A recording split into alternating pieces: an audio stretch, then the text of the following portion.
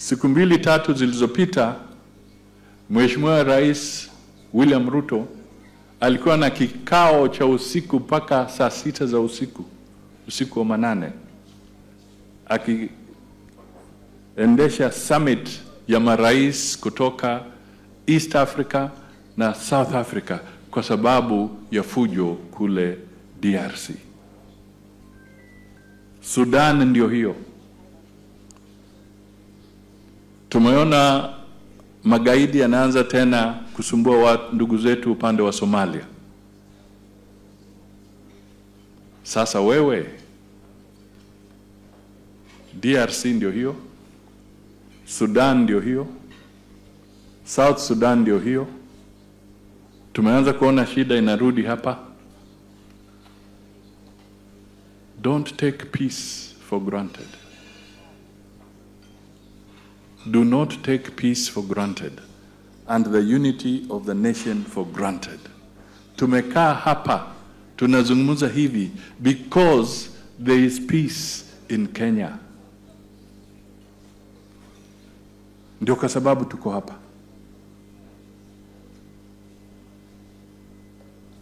Kule Sudan, Vice President amewekwa under house arrest.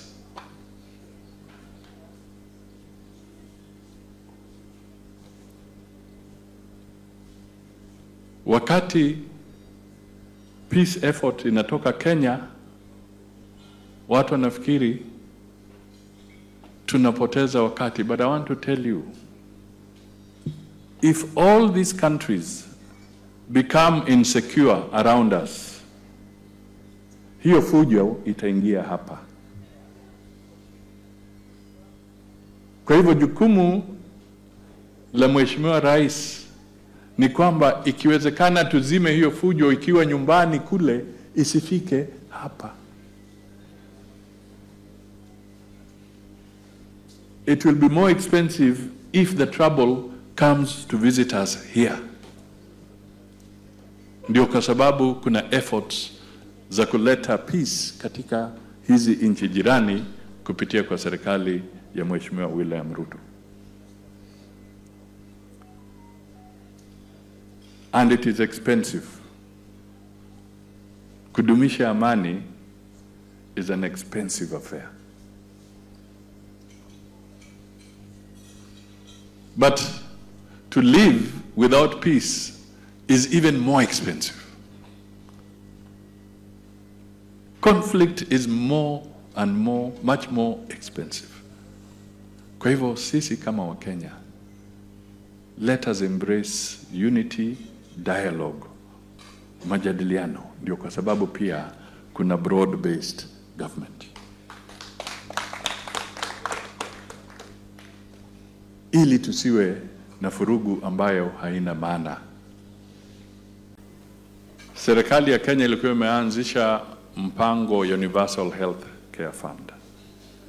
Kweli kumekuwa na siasa hapa na pale, mjadala mkali, haifanyi kazi, mara inafanya kazi, mambo kama haya.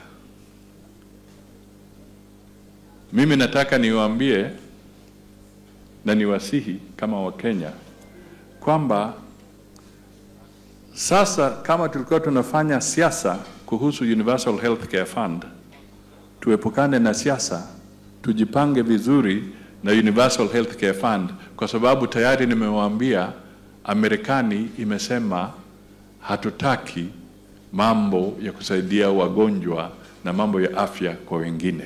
Tunapunguza uzito wetu, wa Afrika wenyewe wajitegemee. Global Fund hakuna kitu. Sasa ni jukumu tujue kwamba tunaambiwa sisi tulinde wagonjwa wetu. Na Waamerika walinde wagonjwa wao. Wa Europa walinde wagonjwa wao, na sisi tulinde wetu, tuchunge wetu. Ndugu, sasa wakati umefika tuikumbatie hiyo Universal Health Care Fund. Tuangalie kwamba pahali kuna makosa teknolojia hapa na pale, turekebishe, lakini tuanze kuhakikisha pesa zinatoka katika Wakenya wenyewe za kulinda wagonjwa wetu.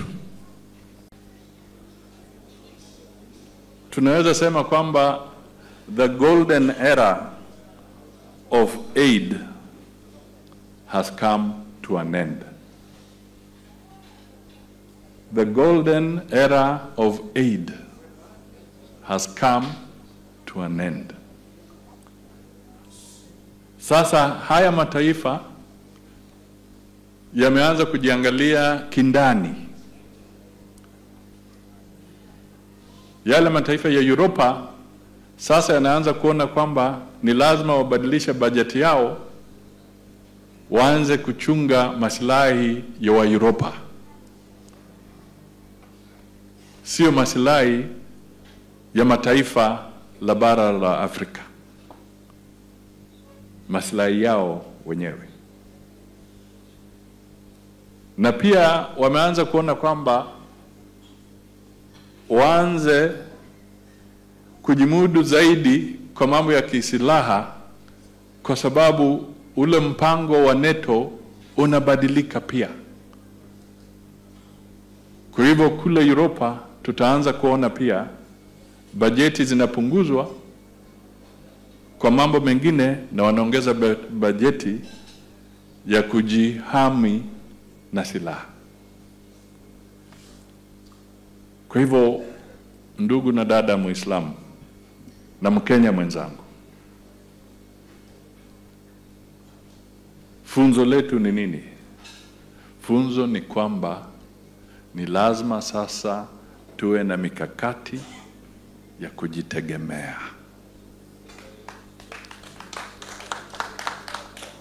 Hakuna njia mbili wala tatu, ni njia moja sasa. Tuwe na mipango ya kujitegemea. Na ndio kwa sababu tuko hapa kwa Malindi Education and Development Foundation, barabara ya kujitegemea. Serikali ya Kenya ilikuwa imeanzisha mpango Universal Health Care Fund. Kweli kumekuwa na siasa hapa na pale, mjadala mkali, haifanyi kazi, mara inafanya kazi, mambo kama haya.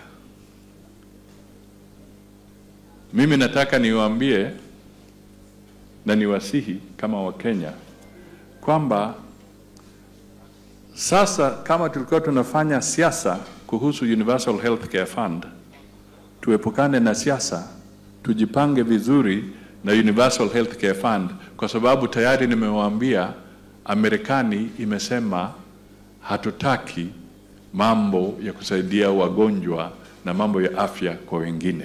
Tunapunguza uzito wetu, wa Afrika wenyewe wajitegemee. Global Fund hakuna kitu. Sasa ni jukumu tujue kwamba tunaambiwa sisi tulinde wagonjwa wetu, na Waamerika walinde wagonjwa wao, wa-Europa walinde wagonjwa wao, na sisi tulinde wetu, tuchunge wetu. Ndugu, sasa wakati umefika tuikumbatie hiyo Universal Health Care Fund. Tuangalie kwamba pahali kuna makosa kwa teknolojia hapa na pale, turekebishe, lakini tuanze kuhakikisha pesa zinatoka katika Wakenya wenyewe za kulinda wagonjwa wetu. Mimi nasema kama Musalia, mimi nimekuwa kwa siasa kwa muda mrefu na nimechunguza,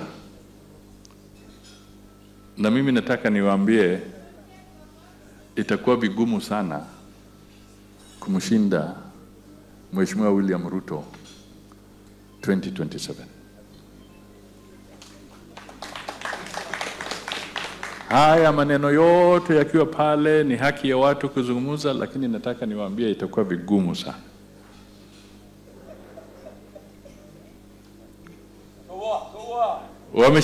wameshikana kwa serikali ya broad based. Ati sasa utaenda huko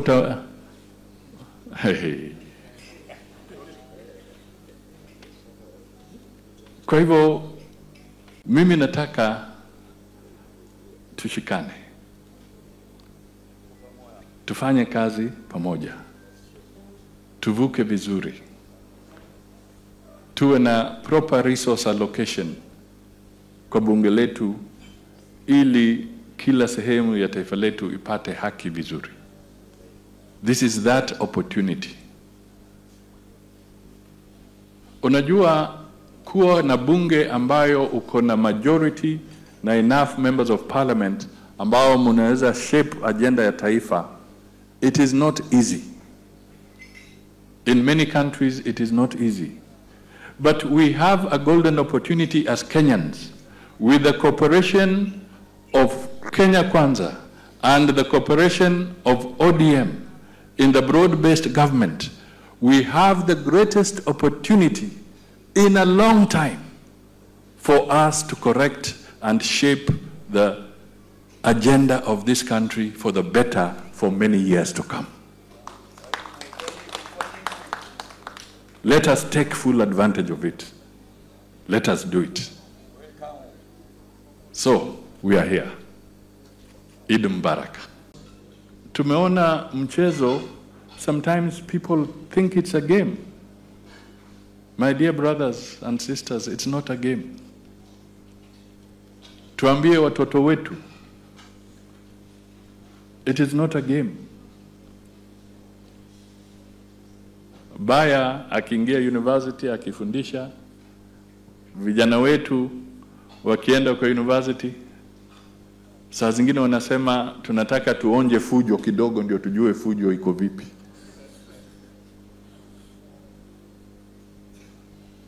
Alafu inawachamusha ili wafanye some commotion, wanataka kuonja. Tafadhali muonje ile kidogo, lakini msijaribu kwenda mbali zaidi, kwa sababu peace is very difficult to restore in any nation. Kwa hivyo niko hapa kusisitiza hivyo na kusema tunataka this cooperation between serikali ya William Ruto, Kenya Kwanza, kushikana na Mheshimiwa Raila na kushikana na viongozi wengine wote. Let us pull together. We can disagree, which is all right, and we must disagree from time to time, but we should not fight. We should not fight. Let us work together. Let us correct each other. Let us criticize each other, but let us be reasonable in what we do so that we move forward together. We have a president who loves this place. Na unajua mimi mara nyingine wanamwambia president, unajua wewe kabila yako hapendi kusikia nikisema kabila. Wewe kabila yako na kabila yangu na hawa wakina Mudavadi hawa wakati wa ule wa Masinde Muliro, Ronald Ngala na Gideon Moi, sote tulikuwa wamoja. Ama nyinyi wazee tulikuwa hivyo kwa chama kinaitwa KADU wakati huo. Sasa we have come back to that time.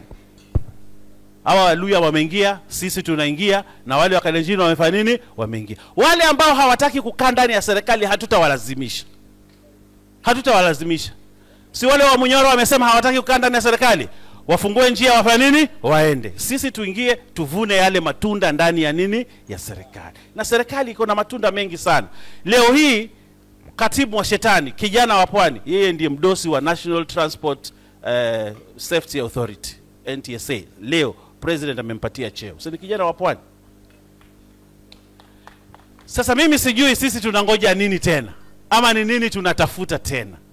Mimi nikiulizwa nasema sisi wa Pwani tuko ndani ya nini? Ya serikali. Na hatutoki. Ama nyinyi mnataka kutoka?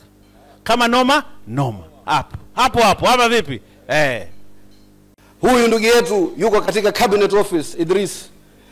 Tumepata Professor Shokat, sasa atakusimamia masuala ya research. Tuko na ndugu yetu huyu Abdisalani, japokuwa anatoka Mandera, atakuwa katika mambo ya national coordination. Tuko na yule kijana ndugu yetu Mwadime katika masuala ya labor kutoka Taita Taveta. tuko na waziri Joho, tuko na waziri Mvurya, tuko na speaker, na hata muko na secretary general anaendesha basala ya chama tawala ndani ya hii taifa la Kenya.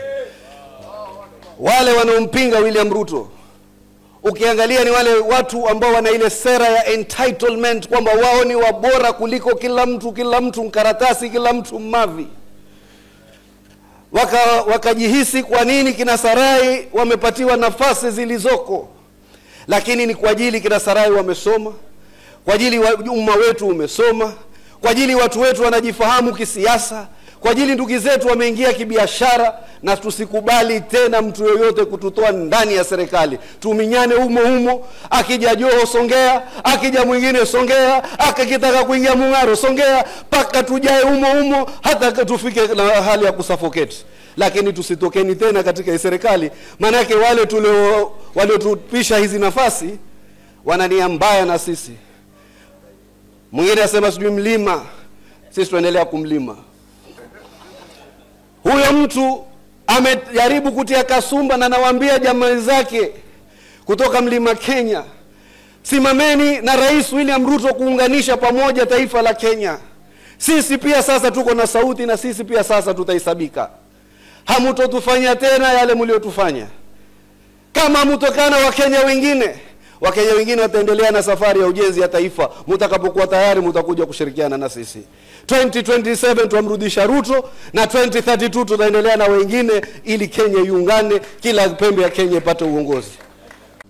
Tuko na sheria karibu 700 ambazo wamezipanga ili bunge lijadilie alafu iwe sheria.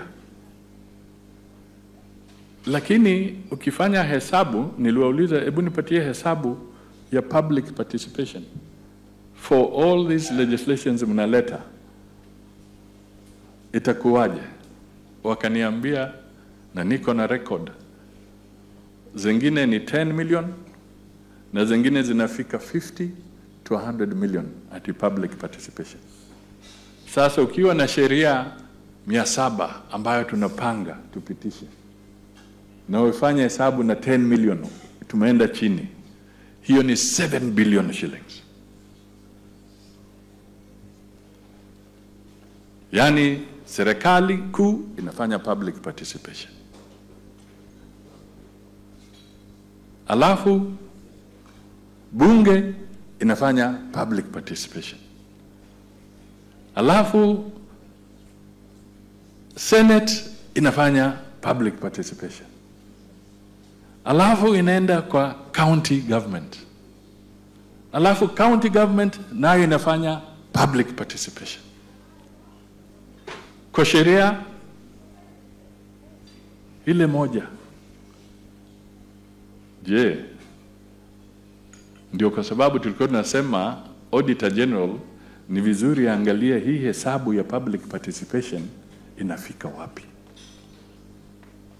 Sasa ikiwa public participation, sisi kuzungumza hapa na kuulizana hii sheria itakuwa vipi, ikiwa tutafanya bilioni 7, bilioni 8, bilioni 10 kwa mwaka kwa public participation, je, unajenga hospitali, unaweka dawa kwa hospitali, ama unafanya nini?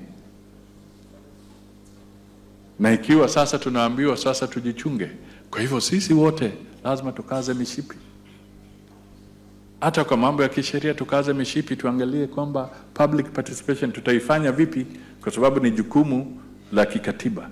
Lakini ni vipi tutafanya ili gharama ya public participation isije ikashinda gharama ya kupatia wananchi dawa.